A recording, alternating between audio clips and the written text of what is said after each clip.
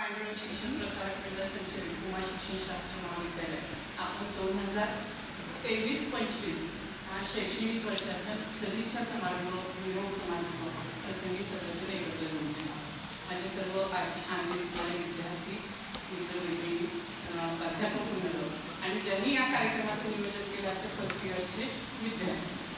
खरं तर जसं बाहेर ऊन पडलंय तसंच आज वर्गात ऊन पडल्यासारखं वाटतंय.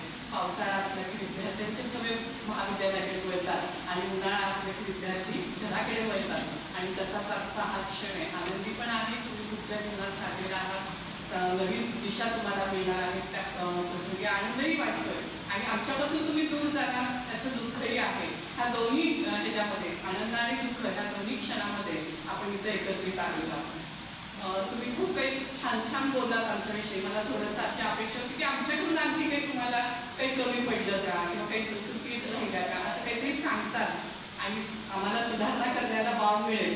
आता असं वाटायला मी काही सुधारणा नाही करायची आमच्यामध्ये, असं काहीतरी झालेलं आहे. परंतु ठीक आहे, तुम्ही आमच्याबद्दल चांगलं बोललात त्याबद्दल तुमचे आभार मानतो आणि निश्चित प्रकारे तुम्ही जीवनामध्ये कधीही तुम्हाला महाविद्यालयाची गरज पडेल, प्राध्यापकांची गरज पडेल, माझी गरज पडेल तर आता आपण खूप काही म्हणजे मोबाईलच्या माध्यमातून आपण जवळ आलेलो आहोत, कधी तुम्ही फोन करू शकता.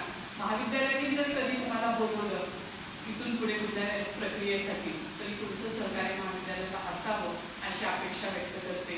तुमच्या भावी जीवनासाठी, भावी आरोग्यासाठी तुम्हाला उज्ज्वल यश लाभो, तुम्हाला चांगलं आरोग्य लाभो आणि तुमच्या ज्या ज्या काही इच्छा आहेत मनामध्ये खूप काही शिका. अजून BEd म्हणजे तिथं थांबायचं नाही आहे, तर खूप काही शिकण्याची संधी इथून निर्माण होणार आहे. त्या संधी शोधा. नोकरी तर तुम्हाला मिळणारच आहे, मिळो अशी ईश्वरचरणी प्रार्थना करते. प्रयत्न केले तर निश्चित मिळेल आणि मिळो ही अशी पण आम्ही तुम्हाला सदिच्छा देतो. चांगलं राहा, समाजामध्ये एक चांगला नागरिक म्हणून जगण्याचा प्रयत्न करा.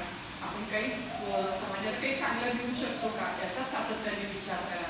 निश्चित माझे विद्यार्थी, आमचे विद्यार्थी चांगल्या समाजामध्ये चांगलं मेसेज पोहोचवतील, चांगला संदेश पोहोचवतील, चांगलं काम करतील आणि आम्हाला कुठेतरी त्या कामाची पावती तुम्ही आम्हाला कळवताल. चांगलं असं काही जे काही तुम्हाला यश मिळेल ते आम्हाला निश्चित कळवा, आम्हाला आनंद वाटेल.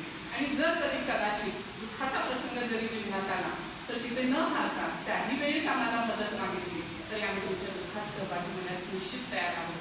येऊ नये दुःख, पण असे क्षण येत असतात जीवनामध्ये, तर त्याही वेळेस आम्हाला आठवा. आम्ही तुमच्यासाठी सदैव तत्पर आहोत.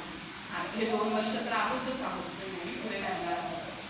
पुढे एकदा सर्वांना मी शुभेच्छा देते. BEd चांगल्या मार्गाने पास व्हा, BEdच्या पुढच्याही जीवनातल्या परीक्षा चांगल्या मार्गाने पास व्हा अशी सदिच्छा व्यक्त करते.